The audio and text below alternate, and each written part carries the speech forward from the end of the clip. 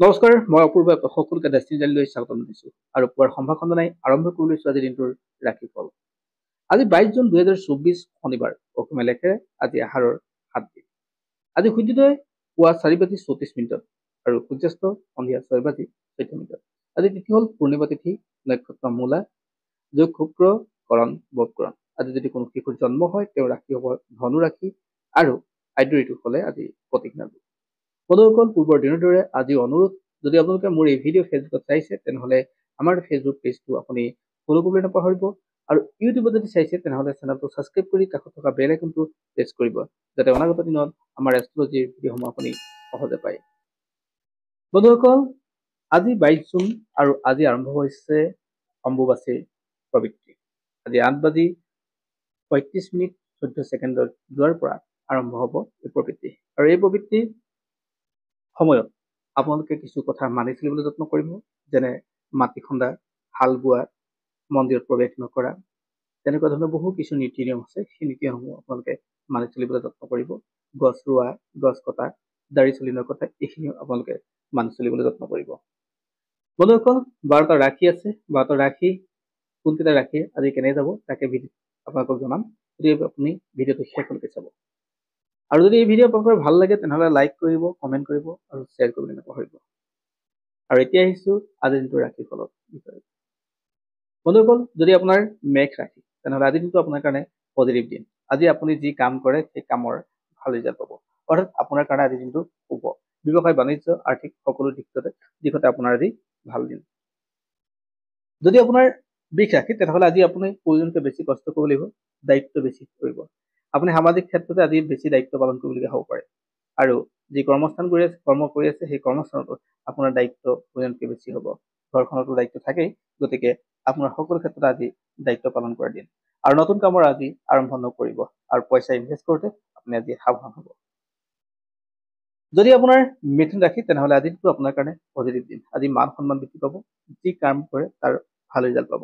নতুন কাম আপুনি আৰম্ভ কৰিব পাৰে। শিক্ষাৰ্থীসকলৰ কাৰণে আজি দিনটো যথেষ্ট ভাল দিন। যদি আপোনাৰ কৰ্কট ৰাশি তেনেহলে আজি দিনটো আপোনাৰ কাৰণে পজিটিভ দিন। আজি আপুনি যি কাম কৰিছে সেই কামৰ ভাল ৰিজাল্ট পাব। স্বাস্থ্যৰ ভাল হ'ব। শিক্ষাৰ্থীসকলৰ কাৰণেও ভাল, যিসকলে ব্যৱসায়িক লগত জড়িত তেওঁলোকৰ কাৰণে আজি যথেষ্ট ভাল দিন। নতুন কামৰ আৰম্ভ কৰিব পাৰে। আজিৰ দিনটো তেওঁলোকৰ কাৰণে ভাল। যদি আপোনাৰ সিংহ ৰাশি তেনেহলে আজিৰ দিনটো আপোনাৰ কাৰণে পজিটিভ দিন। আজি যি কাম কৰে তাৰ আপোনাৰ ৰিজাল্ট সুন্দৰ হ'ব, অৰ্থাৎ ভাল হ'ব।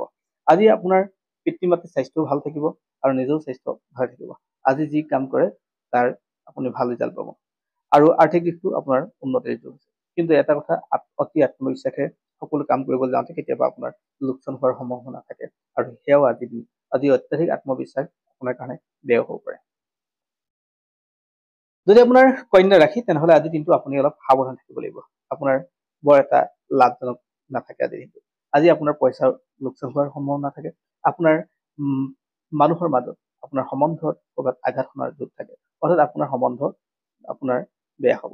গতিকে আপুনি কথা কওঁতে বা কাম কৰোঁতে কিছু কথা সাৱধান হ'ব লাগিব। কাৰণ তাৰোপৰি আপুনি যি কাম কৰিছে, যি স্থানত কাম কৰিছে সেই স্থানতো আপোনাৰ সন্মান লাভ হোৱাৰ যোগ থাকে। নতুন কামৰ আপুনি আৰম্ভ নকৰিব। যদি আপোনাৰ তুলা ৰাশি তেনেহলে আজিৰ দিনটোত আপোনাৰ কাৰণে বৰ এটা ঠিক নাথাকে। আপোনাৰ প্ৰেম প্ৰণয়জনিত যদি আছিলে সেইখিনি আপোনাৰ বাধাপ্ৰাপ্ত হ'ব। আজি আপোনাৰ ঘৰুৱা অশান্তি বৃদ্ধি পাব। আজি যি কাম কৰে তাৰ ৰিজাল্ট বৰ এটা ঠিক নাথাকে। আজি আপুনি ইনভেষ্ট কৰোঁতে অলপ সাৱধান হ'ব আৰু শিক্ষাৰ্থীসকলৰ কাৰণেও আজি বৰ এটা ঠিক নাই। যদি আপোনাৰ বৃশ্চিক ৰাশি তেনেহলে আজিৰ দিনটো ঠিক ঠাক যাব, চলি যাব। আপোনাৰ কাৰণে ভাল দিন, লাভৱান দিন আৰু প্ৰেম প্ৰণয় এইবিলাকৰ ক্ষেত্ৰত আজি আপোনালোকৰ কাৰণে পজিটিভ দিন। ঘৰুৱা শান্তি বৃদ্ধি পাব আৰু আপোনাৰ ককাই ভাইৰ মাজৰ সম্পৰ্কও আপোনালোকৰ ভাল হ'ব। নতুন কাম আপুনি আৰম্ভ কৰিব পাৰে। যদি আপোনাৰ ধনু ৰাশি তেনেহলে আজি প্ৰয়োজনতকৈ বেছি কষ্ট কৰিব লাগিব। আপোনাৰ কষ্টৰ ৰিজাল্ট আজি খুব কম পাব, অৰ্থাৎ আপোনাৰ কাৰণে বৰ এটা ফেভাৰেবল দিন নহয়। আজি আপোনাৰ সমস্যা হ'ব বিভিন্ন ক্ষেত্ৰত, বিশেষকৈ কৰ্মচাৰীসকলে কৰ্মস্থানত আপোনাৰ অসুবিধা পাব। বছৰৰ পৰা গালি খোৱাৰ যোগ থাকে, ককাই ভাইৰ মাজত সম্পৰ্ক বেয়া হোৱাৰ যোগ থাকে। গতিকে আজি আপোনালোকৰ কাৰণে বৰ এটা পজিটিভ দিন নহয়। গতিকে আপুনি কথা কওঁতে বা কাম কৰোঁতে অলপ সাৱধান হ'ব লাগিব আৰু নতুন কামৰ আপুনি আৰম্ভ নকৰিব। যদি আপোনাৰ মকৰ ৰাশি হয় তেনেহলে আজিৰ দিনটো আপোনাৰ কাৰণে ভাল দিন। আজি আপুনি ভাল ৰিজাল্ট পাব যিকোনো কাম কৰিলে। আপুনি যদি ফুৰিবলগীয়া যাবলৈ আছে তেনেহলে বিভিন্ন ঠাই আপুনি ফুৰিব পৰা যোগ আছিলে। আজিৰ দিনটো আপোনাৰ কাৰণে উপযুক্ত দিন আছিলে ফুৰিবলৈ। আৰু আজি যদি আপুনি নতুন কাম আৰম্ভ কৰিব বিচাৰে তেনেহ'লে বিনা দ্বিধাই আপুনি কৰিব পাৰে। আজি যি কাম কৰে তাৰ ভাল ৰিজাল্ট পাব আৰু সম্পৰ্কও আজি উন্নত হ'ব। যদি আপোনাৰ কুম্ভ ৰাশি তেনেহ'লে আজি নিজেই আপুনি সাধাৰণতে এজন পজিটিভ মানুহ। আজি আনক পৰামৰ্শ দি আপুনি ভাল হ'ব, অৰ্থাৎ আপোনাৰ পৰামৰ্শই আন মানুহকো সহায় কৰিব। আপোনাৰ ককাই ভাইৰ মাজত সম্পৰ্ক বৃদ্ধি ভাল হ'ব, আৰু আৰ্থিক দিশটো আপোনাৰ কাৰণে ভাল হ'ব। নতুন কাম আৰম্ভ কৰিম বুলি যদি ভাবিছে তেনেহ'লে বিনা দ্বিধাই কৰিব পাৰে। আৰু স্বাস্থ্যৰ ক্ষেত্ৰত আপোনাৰ আগতকৈ উন্নত হ'ব, গতিকে আজিৰ দিনটো আপোনাৰ কাৰণে ভাল। আৰু যিসকলৰ মীন ৰাশি তেওঁলোকৰ কাৰণে আজিৰ দিনটো বৰ এটা ঠিক নাথাকে। আজি তেওঁলোকৰ কৰ্মক্ষেত্ৰত অৰ্থাৎ তেওঁলোকৰ লোকচান হোৱাৰ সম্ভাৱনা থাকে। আজি পিতৃ মাতৃৰ লগত মতবিৰোধ হোৱাৰ সম্ভাৱনা থাকে, অৰ্থাৎ আপোনাৰ কোনো কথাই আপোনাৰ পিতৃ মাতৃয়ে দুখ পাব পাৰে, গতিকে কথা কওঁতে সাৱধান হ'ব। আৰু স্বাস্থ্যৰ ক্ষেত্ৰতো আপুনি সজাগ হ'বলৈ যত্ন কৰিব। আৰু দ্বিতীয়তে আপুনি যি কাম কৰিছে সেই কাম আজি অলপ কাৰোবাৰ পৰামৰ্শ লৈ কাম কৰিবলৈ যত্ন কৰিব, আনহাতে আপোনাৰ সকলো ক্ষেত্ৰতে লোকচান হোৱাৰ সম্ভাৱনা থাকে। আৰু নতুন কাম আপুনি আজিৰ দিনত আৰম্ভ নকৰিলে ভাল আছে। Thank you. এয়া আছিল আজিৰ দিনটোৰ ৰাশিফল।